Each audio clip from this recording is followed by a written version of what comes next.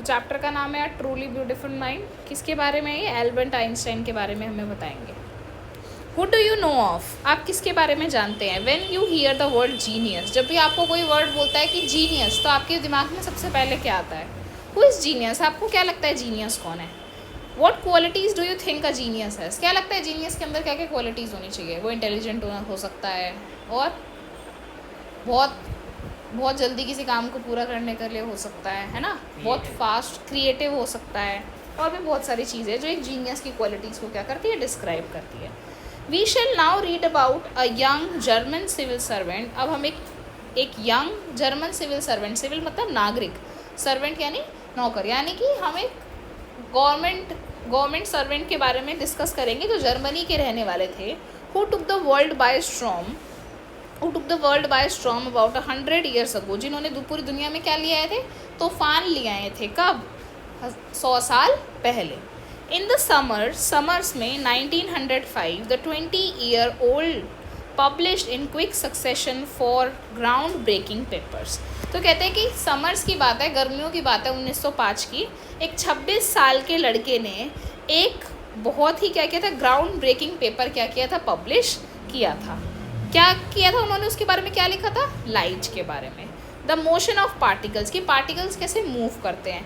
The electrodynamics of moving bodies, की जो moving bodies होती हैं उनके अंदर इलेक्ट्रोडाइनमिक एक कॉन्सेप्ट है, उसको उन्होंने एक्सप्लेन किया था, और एनर्जी के बारे में उन्होंने कहा था। His work took up only a few pages in scientific journal. उनका जो काम था उसे, अब साइंटिफिक जर्नल छपता है जिसके अंदर बहुत सारे जितने भी साइंटिस्ट ने जो जो डिस्कवरीज करी है वो उसके अंदर क्या होगी, पब्लिश होगी। तो वो कहते हैं जो साइंटिफिक जर्नल छपा था उस साइंटिफिक जर्नल के अंदर उनको कुछ ही पेजेस क्या मिले थे, उन्हें कुछ ही पेजेस मिले थे। But change forever our understanding of space, पर जो हमारी अंडरस्टैंडिंग है उन्होंने उस कुछ पेजेस के ज़रिए हमारी जो अंडरस्टैंडिंग है उसको क्या कर दिया, चेंज कर दिया। Time and the entire Cosmos, Cosmos मतलब पूरी दुनिया, पूरे ब्रह्मांड की चीज़ों को चेंज कर दिया। एंड ट्रांसफॉर्म द नेम, और उनका नाम क्या पड़ा, Einstein, into a सिनोनियम for genius, जिसको हम आज के टाइम पे अगर हम कहें कि कोई जीनियस कौन है, आइंस्टाइन। 50 ईयर्स के जब थे वो, 50 ईयर्स आफ्टर इज डेथ, आज 50 साल हो चुके हैं लगभग उनकी डेथ के बाद भी, पर आज भी जो आइंस्टाइन्स जीनियस स्टिल रीन्स, यानी आज भी उनकी जो जीनियस चीज़ें हैं वो क्या करती है, राज करती है, किसमें, साइंस में या और चीज़ों में। Albert Einstein was born on 14 March 1879 in the German city of Ulm। तो उनका जन्म कहाँ हुआ था, 1879 में उल्म में हुआ था, जो एक जर्मन की सिटी थी। Without any indication that he was destined for greatness, बिना किसी इंडिकेशन के ये बिल्कुल साफ जाहिर होता था कि वो क्या है, बहुत महान है, ऐसा लगता है। पर ऑन द कॉन्ट्ररी, पर इसके अपोजिट में, his mother thought Albert was a freak. Freak का मतलब क्या होता है, a word use disapprovingly to talk about a person who is unusual and doesn't behave, look और थिंक लाइक अदर्स। मतलब एक कमज़ोर बच्चा जो और बच्चों की तरह क्या नहीं कर सकता, नहीं सोच सकता, एक अनयूजुअल सा बच्चा, ठीक है, उसके बारे में उसकी माँ ने कहा था। तो ऐसा लगता है कि हम ऐसा सोचें कि जो एल्बर्ट आइंस्टाइन है वो अपने साथ अपना भाग्य लेकर पैदा हुए थे, महान भाग्य लेकर पैदा हुए थे, पर इसके अपोजिट में उनकी माँ सोचती थी कि वो एक फ्रीक है, यानी एक अनयूजुअल से पर्सन है, जो एक ऐसा बच्चा है, एक ऐसा पर्सन जो औरों की तरह बात नहीं कर सकता, सोच नहीं सकता और काम भी नहीं कर सकता। To her his head seemed much too large, और उसके लिए क्या था, उसकी माँ के लिए, टू हर मतलब उनकी माँ के लिए उसका सिर क्या था, बहुत ही बड़ा था। एट द एज ऑफ 2.5 मतलब जब वो 2.5 साल के थे, Einstein still wasn't talking, Einstein ने बोलना शुरू नहीं किया था। When he finally did learn to speak, जब उन्होंने फाइनली जाना कि कैसे बोला जाता है, ही यूटर्ड को ज़्यादा तुतला के बोलते थे, एवरीथिंग ट्वाइस, और कितनी बार बोलते थे, 2 बार बोलते थे। Einstein did not know what to do with other children, Einstein को नहीं पता था कि दूसरे बच्चों के साथ क्या करना है, कैसे खेलना है, क्या करना है। And his playmates called him brother boring, उसके प्लेमेट्स उसे क्या बोलते थे, ब्रदर बोरिंग, क्योंकि ना तो उसे खेलना आता था ना उसे कुछ करना आता था।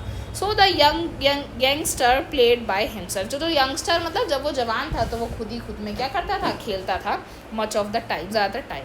ही स्पेशली लव्ड मैकेनिकल टॉयज़, उसे ज़्यादातर क्या पसंद थे, मैकेनिकल टॉयज़ पसंद थे। Looking at his new born sister, जब भी वो अपनी नई बॉर्न सिस्टर को देखता था, जिसका नाम क्या था, माजा, जब वो अपनी सिस्टर को देखता था he said to have said, वो उसे कहता था fine but where are her wheels. तो जब भी वो अपनी मादा सिस्टर को देखा था वो हमेशा यही बात करता था कि ये तो ठीक है, मादा तो ठीक है, पर इसके पहिए कहाँ है, ये चलती कैसे है। वो हमेशा उसमें ये चीज़ें देखा करता था। A head master once told his father that, एक बार हेड मास्टर ने उसे कहा, उसके फादर से कहा, what Einstein choose as a profession wouldn't matter. Einstein कौन सा प्रोफेशन चूज करता है ये मैटर नहीं है। आइंस्टाइन क्या बनने के लिए चुनता है, ये कोई भी ये चीज़ क्या नहीं है, ये बात मैटर नहीं करती, because he will never make a success at anything. मतलब देखो इतनी बड़ी बात बोल दी उसके हेड मास्टर ने कि वो चाहे कोई भी प्रोफेशन चुन ले, वो उससे कोई फ़र्क ही नहीं पड़ता, क्योंकि वो किसी में भी कामयाब नहीं हो सकता। Einstein began learning to play the violin at the age of 6। Einstein ने क्या करा, वायलिन सीखना शुरू करा 6 साल की उम्र में, because his mother wanted him to be, पर क्योंकि उसकी मदर उस चाहती थी। He later began a gifted amateur violinist, और बाद में उसे क्या मिला था, जब उसे पर्सनल एन्जॉयमेंट के लिए अच्छा लगने लग गया वायलिन बजाना, तो उसे गिफ्ट में भी मिला। Maintaining this skill through out his life, और ये वाली स्किल उसने पूरी ज़िंदगी अपनी क्या करी, मेंटेन करी वायलिन बजाने की। एमेचर का मतलब होता है कि ऐसा काम doing something for personal enjoyment rather than profession, यानी आपकी पर्सनल एन्जॉयमेंट के लिए जो आपको काम क्या करता हो, अच्छा लगता हो। जैसे बहुत सारे लोग कलर्स रखते हैं, तो वो कलर्स ऐसा नहीं वो बनाते हैं या कुछ बेचते हैं इसलिए, बल्कि उन्हें खुद को अच्छा लगता है ऐसा रखना या करना ना, इसलिए। But Albert Einstein was not a bad people, पर वो एक बुरे शिष्य नहीं थे। पीपल मीन्स शिष्य। He went to high school in Munich, वो म्यूनिच पढ़ने गए, where Einstein's family had moved when he was 15 years old, जहाँ पर आइंस्टाइन की फैमिली जा चुकी थी जब वो 15 महीने के थे। And scored good marks in almost every subject, और उनके क्या है, हर सब्जेक्ट में अच्छे मार्क्स आए। Einstein hated the schools regimentation होता है ऑर्डर, रूल्स, रेगुलेशंस। तो आइंस्टाइन क्या करते थे, स्कूल से बड़ी नफरत करते थे। स्कूल से नहीं, स्कूल के रेजिमेंटेशन से नफरत करते थे, उनके प्रिंसिपल्स, डिसिप्लिन से, जो बहुत एक्सट्रीम थे। देखो हर स्कूल में डिसिप्लिन होते, पर बहुत एक्सट्रीम डिसिप्लिन उसके स्कूल में फॉलो किए जाते थे। And often clashed with his teacher, और कई बार उनकी बहस हो जाती थी उनके टीचर्स से। एट द एज ऑफ 15, जब वो 15 साल के थे, आइंस्टाइन फेल्ट सो स्टिफिल्ड, आइंस्टाइन को स्टिफिल्ड होता है महसूस होने लगा, दम घुटने लग जाना पढ़ते एक ऐसी जगह में जो आपको पसंद नहीं है बिल्कुल भी, और आपका डेवलपमेंट ही ना होने दे ऐसी जगह। तो Einstein felt so stifled there that he left the school for good. तो आइंस्टाइन को वहाँ बहुत इतनी घुटन होने लगी कि वहाँ से उन्होंने स्कूल छोड़ दिया। द प्रीवियस ईयर, पिछले साल, Albert's parents had move to Milan, Albert के पेरेंट्स कहाँ चले गए थे, मिलान चले गए थे। And left their son with relative, अपने बच्चे को रिलेटिव के साथ ही छोड़ गए। आफ्टर प्रोलॉन्ग डिस्कशन, प्रोलॉन्ग होता है बहुत लंबा चलने वाले डिस्कशन के बाद, Einstein got his wish to continue his education in German speaking Switzerland. तो आइंस्टाइन ने बहुत ज़्यादा बातचीत करी, बहुत सारी चीज़ें हुई, तो उसके बाद उसे कहाँ एडमिशन मिला, एक जर्मन स्पीकिंग स्विट्जरलैंड के अंदर एक एडमिशन मिला। In a city which was more liberal than Munich, एक ऐसी सिटी जो म्यूनिच से क्या थी, लिबरल थी, आज़ाद थी, इतनी डिसिप्लिन नहीं थी, एक्सट्रीम डिसिप्लिन नहीं थी। Einstein was highly gifted in mathematics, Einstein बहुत अच्छे थे मैथमेटिक्स में, उन्हें वरदान मिला हुआ था। एंड इंटरेस्टेड इन फिजिक्स, उन्हें फिजिक्स पसंद थी। And after finishing school finish करने के बाद he decided to study at university in Zurich. तो ये सारी स्कूलिंग ख़त्म करने के बाद वो कहाँ गए, ज्यूरिच की यूनिवर्सिटी में पढ़ने गए। But science wasn't the only thing that appeal to dashing young man with a walrus mustache. तो कहते हैं कि साइंस ही सिर्फ एक ऐसी चीज़ नहीं थी जो उन्हें बहुत अपीलिंग लगती थी, अपीलिंग मतलब बहुत अच्छी लगती थी एक डैशिंग से यंग मैन को जिसकी वॉलरस मस्टैच थी। वॉलरस मस्टैच, वॉलरस एक एनिमल होता है, तो उसके जैसे मस्टैच क्या होती है, आपकी दाढ़ी थी, ठीक है। He also felt a special interest in fellow student. इसके अलावा ऐसा नहीं है कि वो ज्यूरिच सिर्फ अपनी साइंस के प्रति लगाव के लिए गए थे, बल्कि वहाँ पर क्या थी, उनकी एक फेलो स्टूडेंट थी, उनके साथ में पढ़ने वाली थी, जिसका नाम था मिलेवा मैरिक, जो उन्हें पसंद थी। Home he found to be a clever creature, जो उन्हें क्या लगती थी, बड़ी चालाक इंसान लगती थी, बड़ी चालाक प्राणी लगती थी। This young Serb had come to Switzerland, और वो जो थी वो वहाँ क्या आने वाली थी, स्विट्ज़रलैंड में आने वाली थी। क्या करने के लिए, वहाँ पर पढ़ने के लिए। Because the university in Zurich was one of the few in Europe where women could get degrees, क्योंकि उस टाइम पे 90s के टाइम पर बहुत कम यूनिवर्सिटीज़ ऐसी थी जो विमेन को क्या देती थी, डिग्री देती थी, और ज्यूरिच उसमें से एक थी। आइंस्टाइन सॉ इन हर एले अगेंस्ट द फिलिस्टीन्स, और उसने अपने आप को क्या देखा, आइंस्टाइन ने उसे क्या देखा, अपना एक एले देखा, एले मतलब एक फ्रेंड देखा, किसके अगेंस्ट में, फिलिस्टीन्स के अगेंस्ट में। उस टाइम पे वॉर चल रही थी, ठीक है, बहुत सारी चीज़ें थी, तो उसको अपने एक फ्रेंड के रूप में देखा। Those people in his family and the university with whom he was constantly at odds, वो लोग उसकी फैमिली में और वो यूनिवर्सिटी के लोग और फैमिली के लोग जो या तो आइंस्टाइन को पसंद नहीं करते थे या आइंस्टाइन की उनके साथ नहीं बनती थी, तो उनके कंपैरिजन में उसने मिलेवा मैरिक को एक फ्रेंड के रूप में देखा।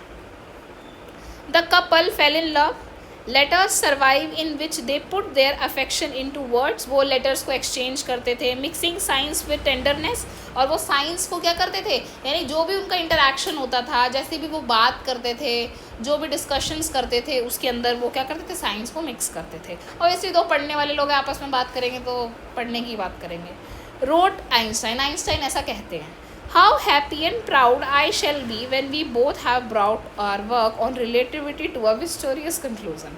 तो कहते हैं कि कितना आइंस्टाइन का दिमाग ऐसे ही चल रहा है, कहते हैं कितना अच्छा होता है और कितना प्राउड फील होता है जब मैं क्या कहता हूँ, जब हम दोनों के दोनों अपने काम को कहाँ ले आते हैं, एक रिलेटिविटी के कंक्लूजन पर ले आते हैं। मतलब हम बात करते करते एक थ्योरी का कंक्लूजन डिस्कवर कर लेते हैं। इन 1900 में एट द एज ऑफ 21, जब वो 21 साल के हुए, Albert Einstein was a university graduate. Obviously वो ग्रेजुएट हो चुके थे क्योंकि 18 में आपका स्कूल खत्म हो जाता है, 21 में कॉलेज खत्म हो जाता है, तो ग्रेजुएट हो चुके थे। एंड अनएम्प्लॉयड मतलब वो बेरोजगार थे, उनके पास काम नहीं था। He worked as a teaching assistant, उन्होंने टीचिंग असिस्टेंट के रूप में काम किया, यानी पढ़ाया। गिव प्राइवेट लेसन्स दिए, टीचिंग असिस्टेंट भी पढ़ाया एक जगह पर, और प्राइवेट लेसन्स मतलब ट्यूशन वगैरह भी दिए। And finally secured a job in 1902, तो 1902 में उन्हें जॉब मिली as a technical expert in the patent office in Bern. Patent office था, एक ऑफिस था, उसके अंदर टेक्निकल एक्सपर्ट की उन्हें जॉब मिली बर्न। वाइल पेटेंट क्या होता है, पेटेंट होता है कि आप जो भी इन्वेंशन कर रहे हो ना, उस पर आपका हक है, उसका डिज़ाइन, उसकी इंजीनियरिंग, तो आप उसका पेटेंट ले लेते हैं, तो कोई और कॉपी नहीं कर पाता उसे। While he was suppose to be assessing others people invention, जब उससे सपोज किया गया, उम्मीद की गई, अब वो टेक्निकल एक्सपर्ट बने थे तो उनसे क्या उम्मीद की जाएगी कि वो दूसरे लोग जो इन्वेंशन कर रहे हैं उनको वो क्या करे, असेस करे, उन्हें देखे कि वो ठीक कर रहे हैं या नहीं कर रहे। Einstein was actually developing his own ideas in secret, पर आइंस्टाइन ने अपने आइडियाज़ को सीक्रेटली डेवलप किया। He is said to have jokingly called his desk drawer at the work of bureau of theoretical physics. He is said to have jokingly, और वो क्या कहते हैं, कई बार मजाक में कह देते हैं कि जो उसका डेस्क ड्रॉअर है, डेस्क का जो ड्रॉअर है वो क्या है, ब्यूरो है थियोरेटिकल फिजिक्स का, यानी पूरे के पूरा फिजिक्स का ब्रह्मांड उसके डेस्क के ड्रॉअर के अंदर रहता है, ऐसा वो कहते हैं। One of the famous papers of 1905 was Einstein special theory of relativity. तो आइंस्टाइन ने एक पेपर पब्लिश किया कब, 1905 में, जिसमें क्या था, स्पेशल थ्योरी थी रिलेटिविटी की। According to which time and distance are not absolute, time और डिस्टेंस कभी भी एब्सोल्यूट नहीं होते, कभी भी पूरे नहीं होते। इंडीड बेशक, two perfectly accurate clocks will not continue to show the same time if they come together again after a journey if one of has been moving very fast related to the other. इसलिए बता रखा है कि दो घड़ियाँ जो एक साथ शुरू होती हैं या एक जर्नी को तय करती है, तो वो क्या नहीं कर सकती, सेम चीज़ों को शो नहीं कर सकती है, ऐसा कुछ बताते हैं कुछ फिजिक्स की चीज़ें। From this followed the world's most, इसी से क्या हुआ, एक वर्ल्ड का सबसे मोस्ट इंटरेस्टिंग फार्मूला निकला, किसका, मास और एनर्जी का। शायद आपने पढ़ा भी होगा या पढ़ोगे, तो मास और एनर्जी का फार्मूला लिख रहा है, E = mc²। While Einstein was solving the most difficult problems in physics, जब आइंस्टाइन फिजिक्स की सबसे मुश्किल से मुश्किल प्रॉब्लम्स को सॉल्व कर रहे थे, his private life was unravelling मतलब एक तरीके से गिरती हुई शुरू हो गई। होता है ना, इंसान जब अपनी पर्सनल लाइफ में घुस जाए तो वो प्रोफेशनल लाइफ को नेगलेक्ट कर देता है, और पर्सनल में घुस जाए तो प्रोफेशनल को नेगलेक्ट कर देता है, मतलब अपोजिट वैसे ही। तो Albert had wanted to marry Mileva right after finish his studies. तो एल्बर्ट क्या चाहते थे, शादी करना चाहते थे मिलेवा से अपनी स्टडीज़ को पूरा करने के बाद, but his mother was against it, पर उसकी मदर क्या थी, उनके खिलाफ थी। शी थॉट मिलेवा, अब उसकी मदर क्या सोचती थी, आता है इस पर कई बार क्वेश्चन, उसकी मदर सोचती थी कि Mileva who was 3 years older than her son, Mileva Einstein से 3 साल बड़ी थी, was too old for him, वो बहुत बूढ़ी है उसके लिए।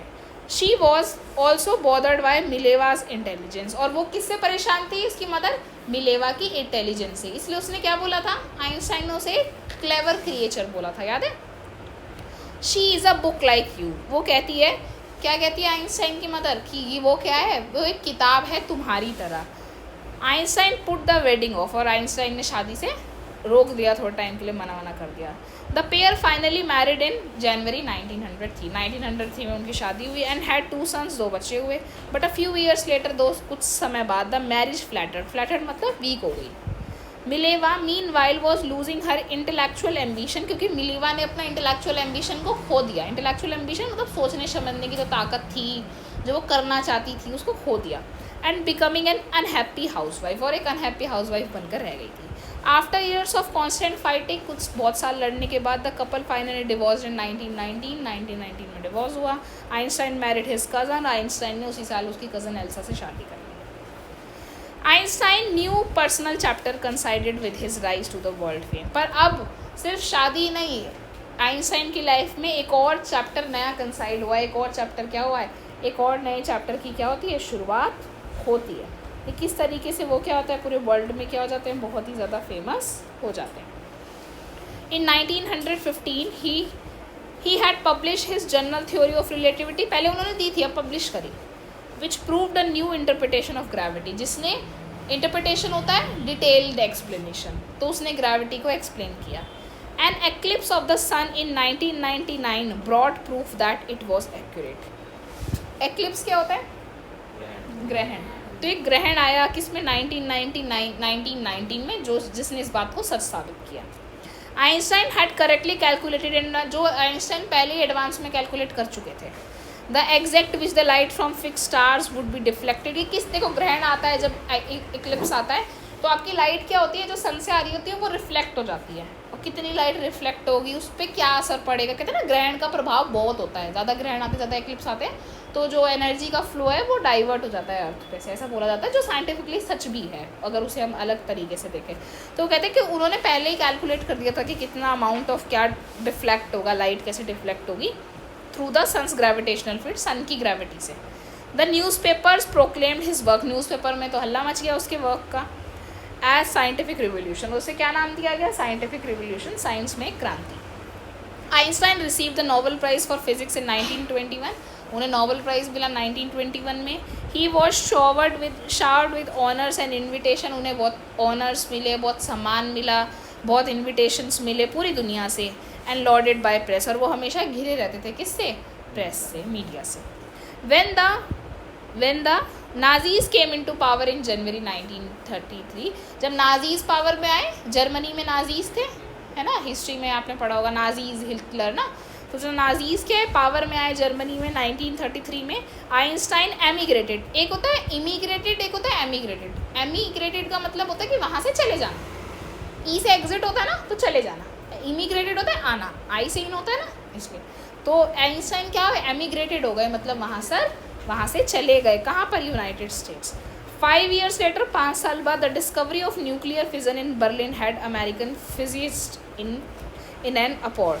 तो वो कहते हैं कि 5 साल बाद क्या हुआ, जो डिस्कवरी हुई न्यूक्लियर फिजन की, न्यूक्लियर बॉम्ब्स बनने लग गए। कब, कहाँ बने, बर्लिन में। बर्लिन क्या है, जर्मनी की कैपिटल, वहाँ पे बनने लगा। किसने बनाए, एक अमेरिकन फिजिक्स ने बनाए, जो उनको बहुत अप्रोर किया। अप्रोर मतलब उन्हें बड़ा उदास कर दिया, निराश कर दिया, क्योंकि न्यूक्लियर फिजन किसके लिए हो रहा था, ह्यूमैनिटी को डिस्ट्रॉय करने के लिए, लोगों को मारने के लिए। Many of them had fled from fascism, और बहुत सारे लोग क्या हो गए, बच के भाग निकले फासिज्म से। जस्ट एज आइंस्टाइन हैड, जैसे आइंस्टाइन भाग गए थे, क्योंकि आइंस्टाइन फिजिक्स के थे ना, उनसे भी तो बनवा सकता था, समझ आ रहा है। And now they were afraid of the Nazis could build and use N atomic bomb, और अब वो डर रहे थे कि किस तरीके से नाजीज क्या करेंगे, बनाएंगे और एटॉमिक बम का यूज़ करेंगे। At the urging of an colleague, और कलीग होने के नाते, Einstein wrote a letter to the American president को। अर्जिंग ऑफ अ कलीग मतलब एक अमेरिकन प्रेसिडेंट को लेटर लिखते हैं, जिसका नाम था फ्रैंकलिन डी रूजवेल्ट को लेटर लिखते हैं। कब, 2 अगस्त 1939 को।